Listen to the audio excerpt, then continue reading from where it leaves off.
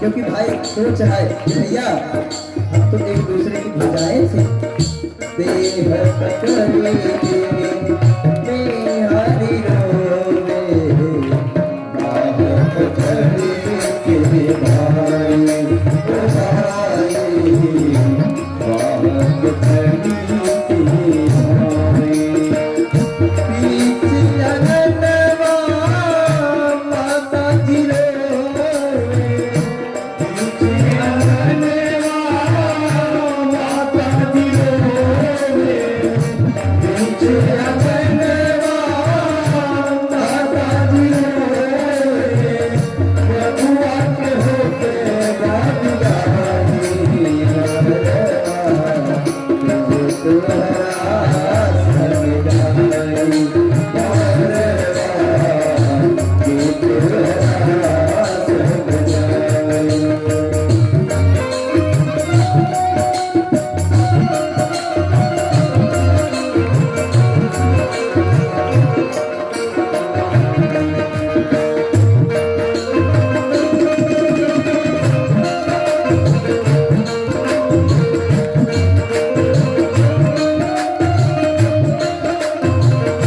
भाई, बाह पकड़ के भाई। बीच अगनवा माता जी रोवे, बीच अगनवा माता जी रोवे,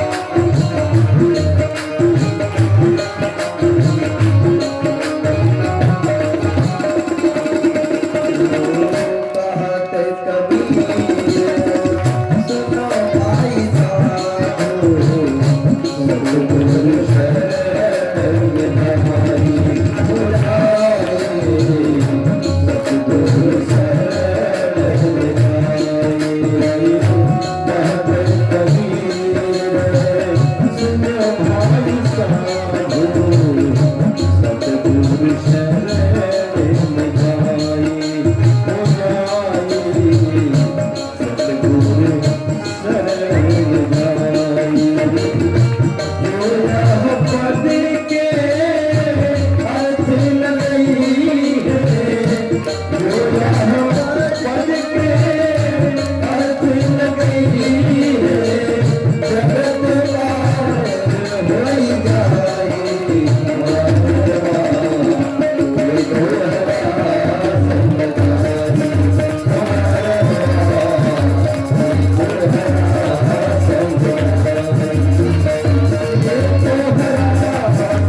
माता जी रोवे।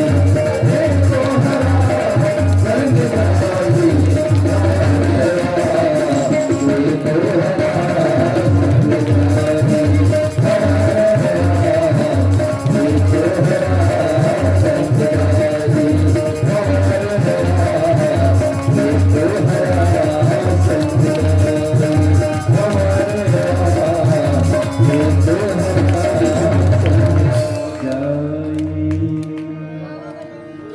देह पकड़े के मैं हरि रोवे, बाह पकड़े के भाई। बीच अंगनवा माता जी रोवे, बीच अंगनवा माता जी रोवे। बबुआ के होत बाबिदाई हो हमारा कि तोहरा संग गाई। कोई साथ नहीं जाएगा। एक बात बताइए, ये बैंकों में करोड़ों का धन आप इकट्ठा करके रखे हैं, क्या साथ जाएंगे तो 2-4 लाख ले जाएंगे? अरे आपके पास करोड़ है, 2-4 लाख तो ले ही जाएंगे, ले जाएंगे ना? नहीं ले जाएंगे? अरे ले जाइए, थोड़ा सा ले जाइए, नहीं ले जाएंगे। ये घर पे 4-4 मंजिल बनवा के रखे हैं, एक आध कमरा साथ ले जाइए, ले जाएंगे? नहीं ले जाएंगे। किस लिए गुमान करते हैं? सिकंदर इस संपूर्ण पृथ्वी का मालिक था, पृथ्वी का सम्राट था सिकंदर। लेकिन एक महात्मा के पास गया और कहा कि कुछ ऐसा उपाय बताइए कि मैं मरूं नहीं। तो उस महात्मा ने कहा, देखो मरना सबको है, जहां के मालिक सिकंदरे आली थे, मगर जब गया दुनिया से तो दोनों हाथ खाली थे। सिकंदर ने कहा, देखो ऐसा गुरुजी कुछ बताइए ना कि मैं मरूं नहीं। तो महात्मा ने कहा, मरना तो सबको पड़ेगा, सब मरेंगे। तो सिकंदर बहुत उदास हो गया। सिकंदर ने कहा, मैंने इतनी संपत्ति कमाई है फिर भी मरूंगा। तो जब मेरी अर्थी को उठाया जाए तो मेरी अर्थी से मेरे हाथों को बाहर कर देना, मेरे खाली हाथों को बाहर कर देना, ताकि ये दुनिया वाले भी देखें, याद रख सिकंदर के हौसले आली थे। याद रख सिकंदर के हौसले आली थे, मगर जब गया दुनिया से तो दोनों हाथ खाली थे। कफन में जेब नहीं होती, ले नहीं जा पाएंगे कुछ। घराने भूमो बसवश्च गोष्ठी नारी गृह द्वार सखा संसाने देहश्चितायाम परलोक मार्गे धर्मानुगो गच्छत जीव एका। ये देह जो है ये इसी संसार में रह जाएगा, यही जल के राख हो जाएगा। ये घर ये किसी भूमि पे रह जाएगा, ये पशु गौशाला में रह जाएंगे, और रिश्तेदार शमशान तक रह जाएंगे, और बेटा अग्नि दान तक रह जाएगा, उसके आगे कोई नहीं जाएगा। किसके लिए कुमार है? कथा श्रेता चतुर्थ स्कंद में प्रवेश करें। चतुर्थ स्कंद की संक्षेप कथाएं हम कहेंगे, क्योंकि कल होली है और सबसे पहली होली किससे मनाई जानी चाहिए? ठाकुर जी को मनाया जाना चाहिए। तो हम लोग आज पहले ठाकुर जी से होली खेल लेंगे, क्योंकि पति पत्नी का होली त्योहार जो होता है ना, पति पत्नी को रंग लगाता है, पत्नी पति को रंग लगाती है। और हम लोगों के पति कौन है? ठाकुर जी तो है हमारे। मेरे तो गिरधर गोपाल, दूसरे ना कोई, जाको सिर मोर मुकुट मेरो पति सोई। हमारे तो और कोई नहीं, हमारे तो ठाकुर जी हैं। तो आज हम और आप सब ठाकुर जी के साथ होली खेलेंगे। चतुर्थ स्कंद में माता देवहूति का वंश आगे नहीं चला, और देवहूति माता 3 बहनें थी, आकृति, देवहूति और प्रसूति। प्रसूति का जो दक्ष प्रजापति के साथ इनका विवाह हुआ, और इन्हीं की पुत्री है सती।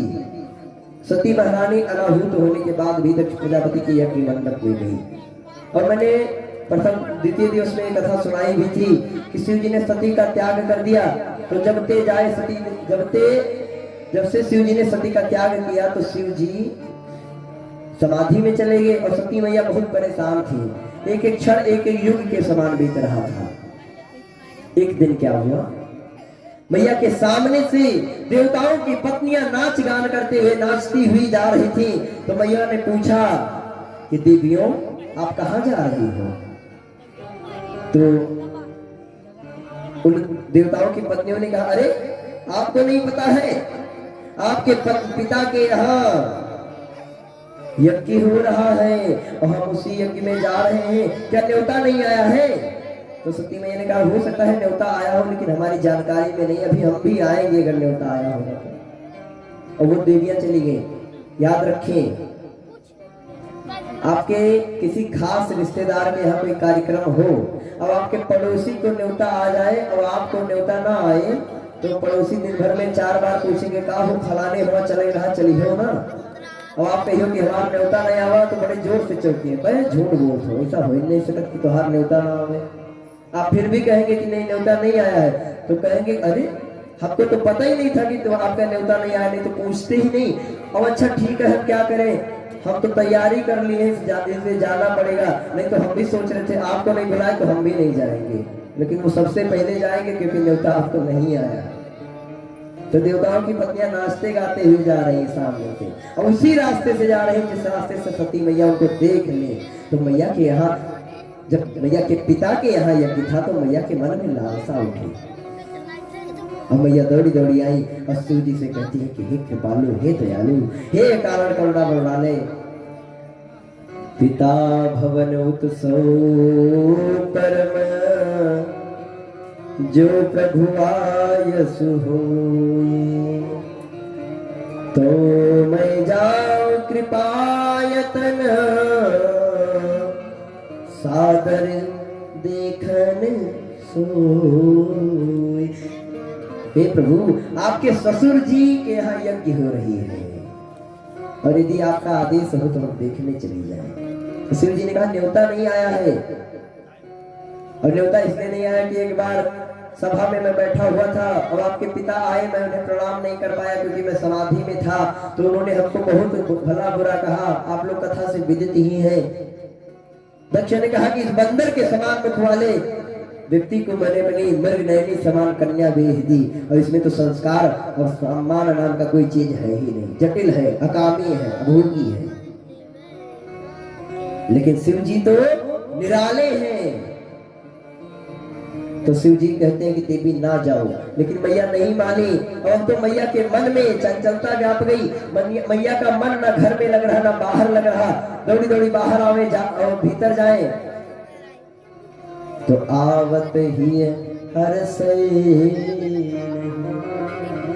नैनन नाही सने, तुलसी तहाँ न जाए चाहे कंचन बरसे। जिस जगह पे सम्मान ना हो वहां जाना नहीं चाहिए।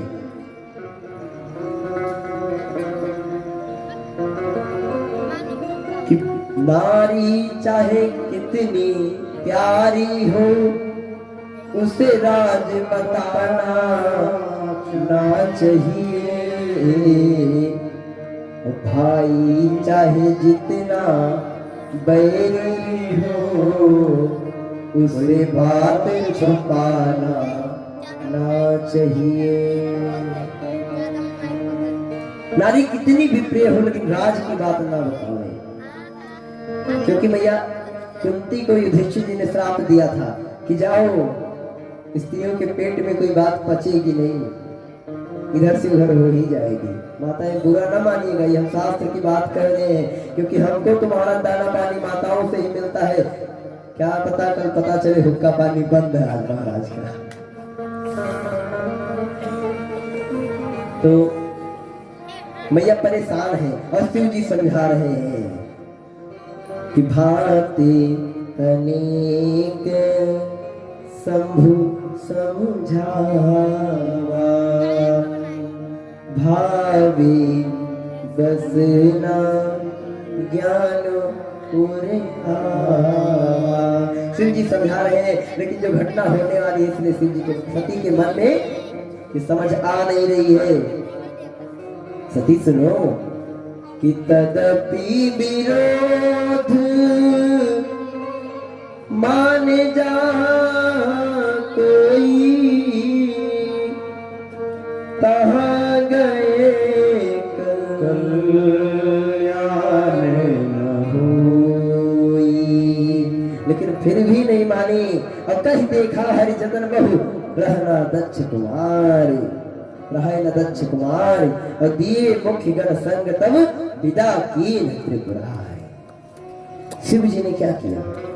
मैया के वस्त्रों को इकट्ठा कराया, मैया के जरूरी वस्त्रों को, जो भी मैया की जितनी वस्तुएं थी, जिन वस्तुओं को देखने के बाद मैया की याद आती, उन वस्तुओं को एक साथ बढ़वा दिया और मुख्य गण देकर मैया को विदा तो कर रहे हैं। लेकिन आज यहाँ गोस्वामी तुलसीदास जी भी लिखते हैं कि विदा कीन त्रिपुरार, मानो अपने जीवन से मैया को विदा कर दिए, क्योंकि शिव जी को पता था कि यदि सती जाएगी तो लौट कर नहीं आएगी। कौन ऐसी पत्नी होगी हो जो अपने पति का अपमान अपने मायके में देखे और उसके बाद जीवित रहे? और यदि वो जीवित रहे तो वो पत्नी तो है लेकिन वो धर्म पत्नी नहीं रह सकती, क्योंकि पत्नी का तात्पर्य होता है कि वो अपने पति को धर्म की तरफ मोड़े, सम्मान दिलावे, मान हानि न करावे। शिव जी आज प्रत्येक वस्तुओं को एकत्रित करके मैया के साथ विदा की त्रिपुरार विदा कर रहे हैं, क्योंकि यदि सती की कोई भी चीज इस घर में रहेगी, कैलाश पर्वत पर रहेगी, तो देख देख कर हमें सती की याद आएगी। मुसाफिर चले जाते हैं और यादें छोड़ जाते हैं और इन्हीं यादों के सहारे व्यक्ति अपने जीवन में एक एक चंचलता को स्वीकार करता है। और ये याद जो होती है ना, व्यक्ति को घायल करके रखती है, पागल करके रखती है। ये विरह रूपी याद, ये विरह रूपी प्रेम व्यक्ति को शांत नहीं होने देना चाहता। आज सती जी की सभी चीजों के साथ सती जी को तो विदा किए हैं और शिव जी बैठ गए हैं कैलाश पर्वत पर और ठाकुर जी से प्रार्थना कर रहे हैं, ठीक है आपकी जो इच्छा होगी वही होगा। हुई है बाई जो राम रचिरा,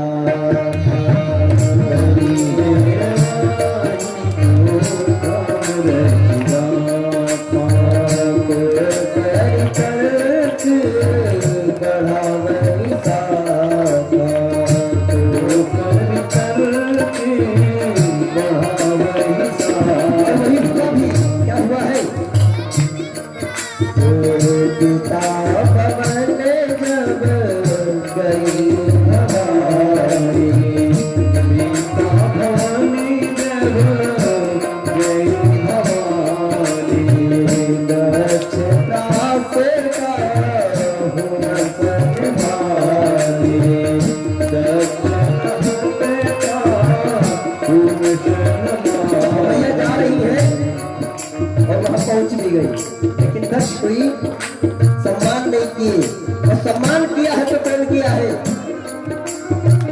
सागर भलई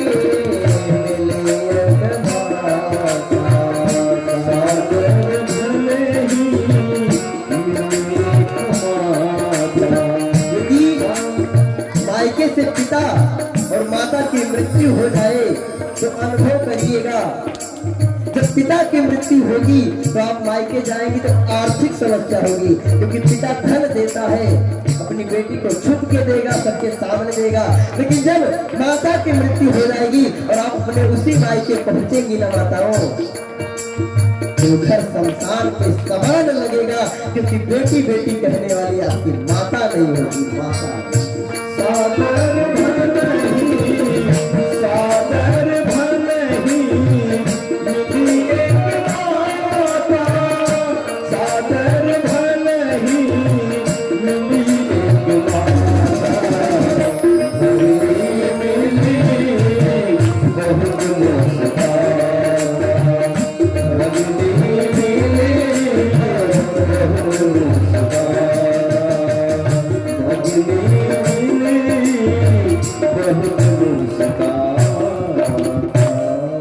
ये माता तो कहती है कि आओ बेटी, बेटी मेरा हृदय कराह रहा था कि सब आई है लेकिन मेरी बेटी नहीं आई है।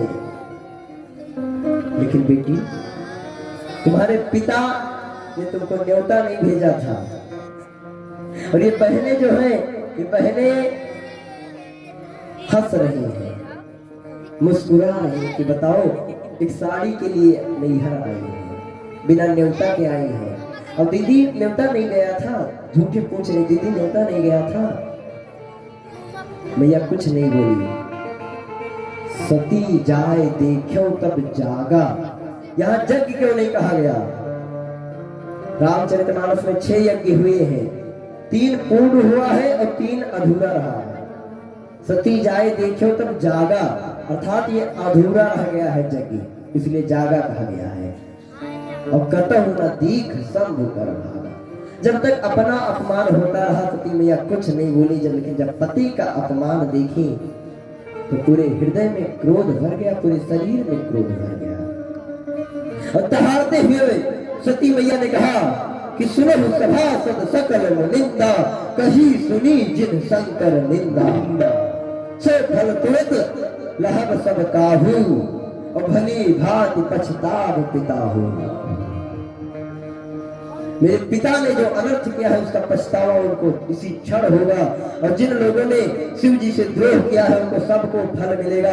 काटी तास जीभ जो बसाई, और श्रवण मोह न तो चले पर आई। यदि कहीं अपने गुरु की निंदा हो रही हो, पति की निंदा हो रही हो, तो यदि आप में सामर्थ्य है तो उसकी जीभ काट लीजिए, और यदि सामर्थ्य नहीं तो वहां से आगे बढ़ लीजिए, लेकिन सुनिए नहीं। लेकिन पिता मंदमति निंदत देही, भैया ने कहा कि मेरे पिता ने मेरे पति का अपमान किया है और मैं यहाँ से लौट कर जाऊंगी तो मेरे पति कहेंगे कि आओ दक्ष कुमारी, और इस शरीर से दक्ष का नाम जुड़ा है, इसलिए मैं इस शरीर को एक क्षण भी नहीं रखूंगी। और वहीं पर मैया ने, लोग कहते हैं कि मैया यज्ञ कुंड में कूद गई, लेकिन वो सती है, मैया यज्ञ कुंड में नहीं कूदी। मैया ने भगवान विष्णु से एक वरदान मांगा कि सती मरत हरि सन परमात्मा, सती मरत हरि सन परमात्मा, जन्म जन्म शिव पद अनुरागा, जन्म जन्म शिव पद अनुरागा। प्रभु से, ठाकुर जी से, नारायण से वरदान मांगते हैं कि जन्म जन्म शिव पद अनुरागा। और ऐसे कहकर तो ये कहती है कि हमको जन्म जन्म तक शिव जी मिले। तो मानो राघव जी कह रहे हो कि एक बात बताओ, पति के रूप में शिव जी मिले और पिता के रूप में वही ज्ञानी दक्ष मिले, तो भैया हाथों को जोड़ लेती है। भैया कहती है नहीं, अब वो दक्ष न मिले, भले ही मुझे किसी जड़ की बेटी बना देना, किसी मूर्ख की बेटी बना देना, लेकिन दक्ष जैसे ज्ञानी की बेटी नहीं बनाना। तेही कारण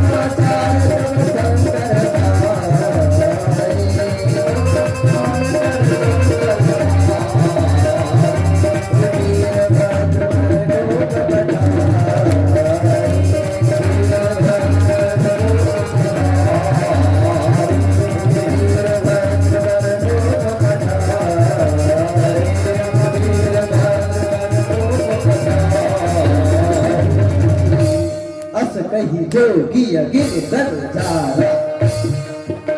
मैंने कहा कि यदि जन्म जन्म में शिव के चरण कमलों में मेरा अनुराग हो तो मैया के आंचल से एक अग्नि उत्पन्न हुई और उस अग्नि से मैया ने स्वयं को दाह किया, सती हो गई मैया।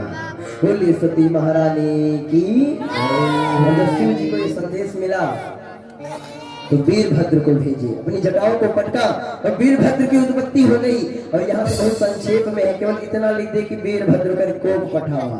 लेकिन कभी शिव पुराण की कथा सुने तो शिव महापुराण में लिखा है कि 10,000 सिंह इस वीरभद्र के रथ को खींचते थे और 10,000 हाथियों का बल था वीरभद्र में। और एक बार दहाड़ा था तो पूरी पृथ्वी हिल गई थी, कांपने लगी थी, पृथ्वी देवी थर्रा गई। ऐसा वर्णन है शिव महापुराण में। ये वीरभद्र गया, पूरे यज्ञ का विध्वंस कर दिया, दक्ष के गले को काट कर उसकी अग्नि में आहुति दे दी। और जो यज्ञ के आचार्य थे भृगु की दाढ़ी नोच ली। और एक मुनि के तुम्हारा ऐसा कि 32 दांत टूट गए। अच्छा, ये दांत तोड़ने वाली प्रथा बहुत पुरानी है। एक बार हम लोग सफर कर रहे थे ट्रेन में, तो नीचे वाली सीट पर 2 लोगों का झगड़ा हो गया। तो नीचे वाला आदमी कह रहा अभी एक मुक्का मारेंगे तुम्हारा 40 दांत टूट जाएगा। तो उसके ऊपर जो व्यक्ति था वो कह रहा है भैया दांत तो 32 ही होते हैं, 40 कैसे टूटेगा? तो वो कहे कि हाँ हमको पता था तुम बोलोगे जरूर, इसीलिए 8 तुम्हारा भी गिन लिए थे उसी में। 8 तुम्हारा पहले से ही गिन लिए थे। तो ये दांत तोड़ने वाली प्रथा बहुत पुरानी है। अब बड़ा विध्वंस मचा दिए पूरे यज्ञ को, और सब देवता लोग गए, हाहाकार करने लगे, और देवता शिव जी के चरणों में प्रार्थना करते हैं कि न मे मृत्यु शंका न मे जाति भेदा। हे प्रभु, आप अकारण करुणा बरमाना है। नमामीश मीशान निर्वाण रूपम। प्रभु कुछ ऐसा करिए ना, मान जाइए। और शिव जी का गुस्सा बहुत जल्दी शांत होता है। शिव जी तो बहुत जल्दी मानते हैं, और लोग मानते होंगे सोपचार से, लेकिन मेरे भोले बाबा तो मान जाते हैं भांग धतूर से। इतने दयालु कौन होगा। माताएं गाती है ना आप लोग कि कादई के शिव का मनाई हो, भोला मानत नाही। कादई के शिव का मनाई हो, भोला मानत नाही। कादई के शिव का मनाई हो,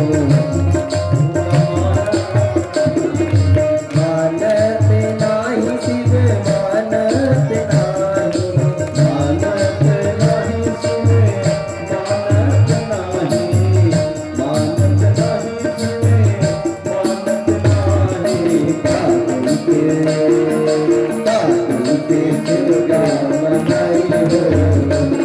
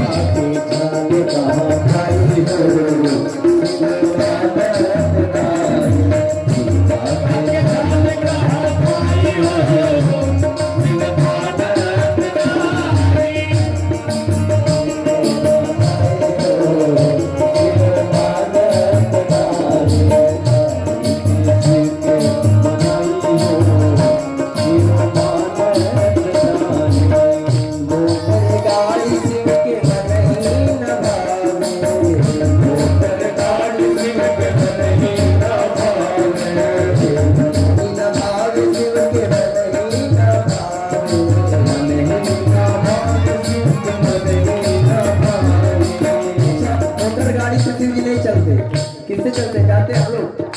बुढ़वा बैल कहाँ पाई हो,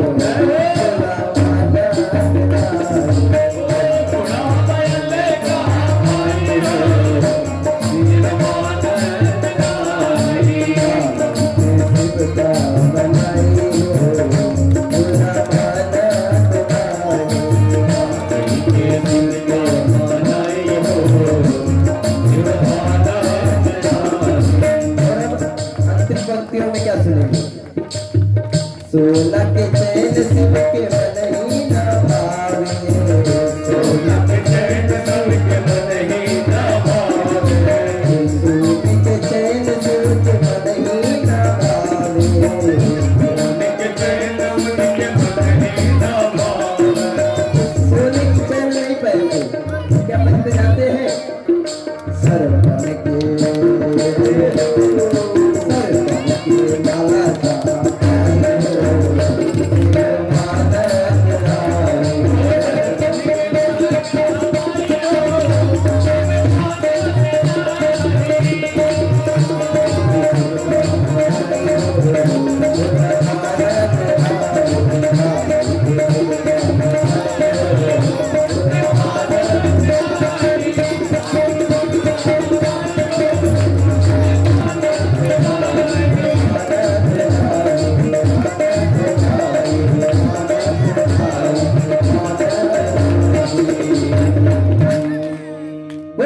माला भगवान भोलेनाथ की।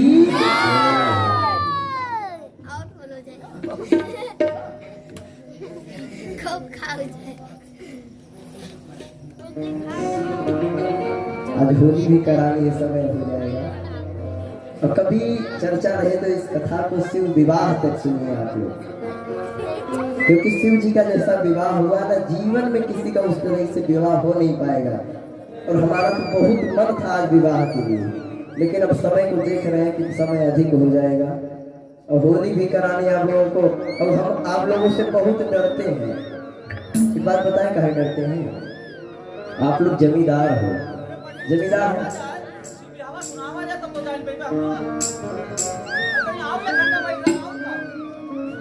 आप लोग जमींदार हो भैया, और हम चौकीदार हैं। बताएं क्यों? नहीं सुनिए, आप लोग जमीन पर बैठे हो इसलिए आप लोग जमींदार हो, और हम चौकी पर बैठे इसलिए हम चौकीदार हैं। और आप लोग मालिक और हम हैं, हम चौकीदार हैं तो थोड़ा परतंत्र हैं, जिससे आप लोग स्वतंत्र हो, उठ के कहीं जा भी सकते हो, हम जा नहीं सकते, हम समय को देख रहे हैं। और हमको आज होली कराना है, और सबसे पहले तो हमको आज अपने सब मामा लोगों को खूब नचाना है होली में। तो शिव जी का विवाह बड़ा निराला है। अब आप लोग ही बताइए। देखिए, अरे विवाह तक चलिए, आज विवाह कराते हैं ये दुनिया। लेकिन एक बात बताएं, विवाह ऐसे नहीं होता है, दहेज लेते हैं विवाह में, दहेज लेंगे विवाह में, नेग लेंगे, और हम दहेज नहीं लेंगे, हम नेग लेंगे, और नेग सबको देना पड़ेगा विवाह में, कराया जाए विवाह। देखिए, आइए शिव जी के विवाह की तरफ आगे बढ़ते हैं। आज की कथा यहीं पर विराम दी जाएगी भी होली करा के। और इस प्रकार अति पुनीत गिरिजा के करनी बिस्तर सहित कृपानी भैया। पार्वती का जब जन्म हुआ हिमाचल के, देखिए पुत्री का जन्म हो तो कभी जीवन में निराशा नहीं मनानी चाहिए। कुछ लोगों की आदत होती है कि जैसे पुत्री का जन्म हुआ तो बड़ा उदास हो जाएंगे, लेकिन उदास नहीं होना चाहिए। आप अपने जीवन में अपने बेटे से वो प्रेम नहीं पा सकते जो अपनी पुत्री से पाएंगे। ये भैया कहीं बाहर से लौट कर आइए तो आप देखेंगे आपका बेटा आपके लिए एक गिलास पानी लेकर नहीं आएगा, लेकिन आपकी बेटी दौड़कर आपके लिए एक गिलास पानी लेके आएगी। बाबूजी आ गए हैं, बाबूजी आए। उसकी बूंद सी होती है ये बेटियां। आपका बेटा केवल एक कुल का धारण करेगा। एक यदि बेटा सुपुत्र भी हुआ ना योग्य हुआ तो एक ही पक्ष को तारेगा, लेकिन ये बेटी दो दो कुलों को तार देती है। ये बेटियां महान होती हैं। इनके चरित्र को कभी बेटियों को समझिए तो इस समाज की स्थिति बताएं आप लोगों को। इस समाज में ये ऐसा दोष फैल गया है कि बेटी परिवर्तन इसमें कैसे आता है। अरे आप अपने बेटे को खूब बार्नवीटा पिलाइए, बेटे को खूब मोटा करिए और बेटियों की तरफ ध्यान नहीं देते। आपका जब मन करे तब बेटा बेटी साथ खड़े कर लीजिए। और ये मेरा दावा इस व्यासपीठ से है कि वो बेटी उस बेटे से भी अधिक रहेगी, शरीर में भी अधिक रहेगी, बुद्धि में भी अधिक रहेगी। और आज भी हमारे समाज में बेटियों को वो अधिकार नहीं मिल पाता जो बेटों को दिया जाता है। बिहार के मेरे एक बड़े हृदय प्रिय यजमान रहे, एक ही कन्या थी उनकी। हम लोग पूजन कराने के लिए जाए तो बेटे को तो आज इंजीनियरिंग पढ़ा रहे हैं और बेटी का बहुत मन था कि मैं बैंक में मैनेजर बनूं, लेकिन उसकी सपनों को दबा दिया। और एक दिन बातचीत में मैंने कहा भी कि संजय जी आपने गलत किया है और आप एक ना एक दिन जरूर पछताएंगे। और इसी वर्ष उनके बेटे का विवाह हुआ और बहू आई और घर में ऐसा महाभारत मचा है कि भी मैं थोड़े दिन पहले गया था तो बात ही बात में संजय जी रोने लगे एकदम से कि घर की गृहस्थी एकदम बिगड़ गई है और इससे बढ़िया होता कि हम बिटिया को अच्छा से पढ़ाए होते। और जब से बहू आई तब से घर में शांति नहीं है। जिस बेटे को आप केवल बेटा मान दे कि मेरा बेटा है और बेटी को सोच रहे हैं कि ये तो पराई है, पराई स्थान पर जाएगी, तो भूलिए नहीं कि काम बेटी ही आएगी, बेटा नहीं आएंगे। काम जितना बेटी सेवा करेगी उतना बेटा नहीं कर सकते हैं। और बेटियों में परिवर्तन कैसा होता है, अपने घर में एक अपनी भोजन की भी थाली को ना धोने वाली बेटी और जब ससुराल जाती है तो सबके लिए भोजन बनाने के बाद और सबसे बाद भोजन करती है। और जब कोई गांव का दूर दूर का गांव का कोई जानने वाला जाता है ना तो बेटी उस व्यक्ति के सामने आती है तो रोने लगती है और बेटी कहती है काका बताओ ना मेरे बाबूजी कैसे हैं, काका बताओ पिताजी मुझे याद तो करते हैं। काका मैं घर में सबसे पहले भोजन करती थी, लेकिन काका जब से यहाँ आई हूँ ना मैं सबको भोजन कराने के बाद भोजन करती हूँ। और काका वहां मेरे पिताजी को, मेरे बाबूजी को सब लोग सेवा तो करते हैं, मेरे बाबूजी को कोई समस्या तो नहीं है। देखिए जब बेटी का विदाई एक पिता करता है तो विदाई का क्षण इतना भावुक होता है कि उस पिता को शादी से पहले जब उसकी शादी प्रारंभ होती दौड़ दौड़ कर घर का सारा काम वो पिता करता रहेगा। उसे थकान नहीं आएगी, भोजन नहीं करेगा, जल नहीं पिएगा, लेकिन बेटी के विदाई के क्षण भर के बाद यदि उस पिता से मिलो तो उसके हृदय में कितनी वेदना है, कितनी पीड़ा है। आज उसकी बेटी का जब से जन्म हुआ होगा तब से लेकर के आज तक की सारी घटनाओं को याद कर करके वो पिता कोने में बैठ कर रोता है। पिता और बेटी का प्रेम ऐसा होता है। देखत ही सिय की मूर्ति को निज अंग विसूरत खोवन लागे और मानो विराग की राख महीप दृगंजल बिंदु सुधोवन लागे। मंत्री सबे सब मौन धरे मिथिलेश की सूरत जोवन लागे और ज्ञान की तो मर्याद मिटी कहे जाने की रोवन लागे। एक पिता को पुत्री को अपने हृदय से चिपका देता है और एक ही अभिलाषा रहती है कि पुत्री मैं तुम्हें कुछ दे नहीं पाया, तुम्हारे लिए कुछ कर नहीं पाया। अब बेटिया सब कुछ करना, लेकिन दो परिवारों की इज्जत तुम्हारे सर पर लगी है। सब कुछ करना लेकिन मेरी मूंछ कभी कटवाना नहीं।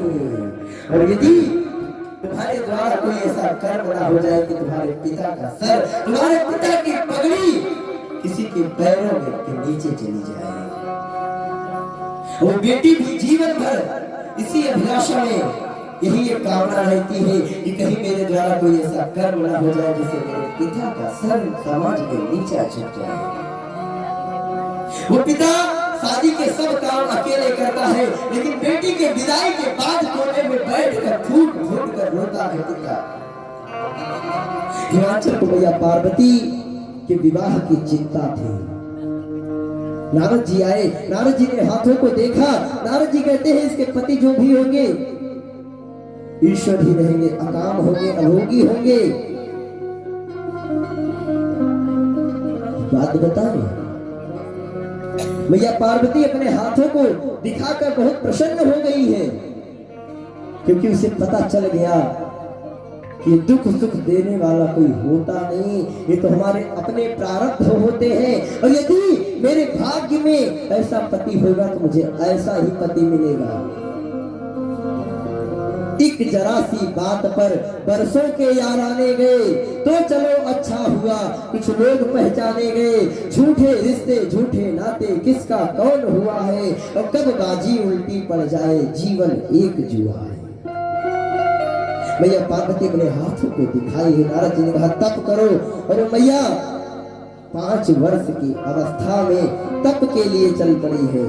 अरे कौन ऐसा पिता होगा, वो कौन ऐसी माता होगी जो अपने पुत्री को 5 वर्ष की अवस्था में तप के लिए भेज दे। लेकिन मैया ने हट किया और ऐसा तप की है मैया कि सरिता सब पुनीत जल बहाई और खग मधुप सुखी सब नहाई। मैया तप करती हैं।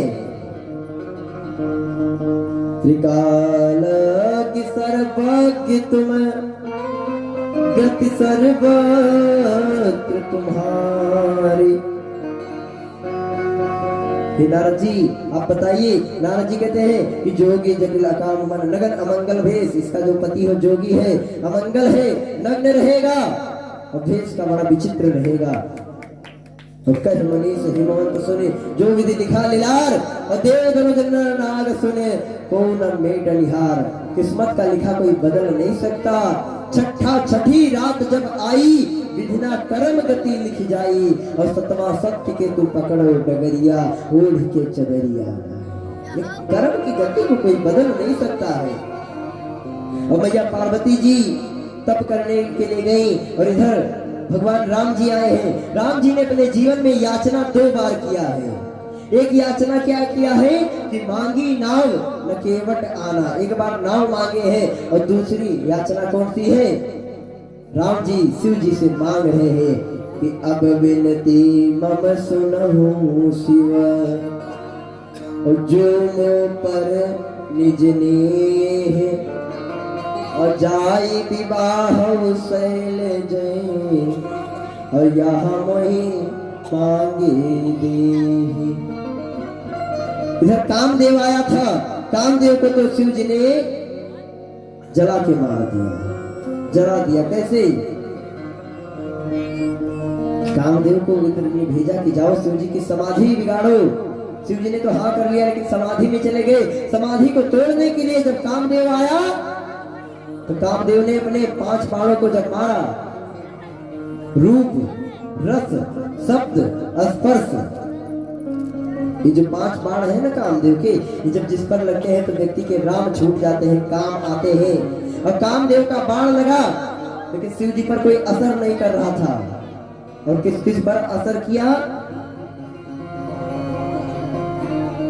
कि भय काम बस जोगी तापस, पावरन की को कहे, पावरन की को कहे।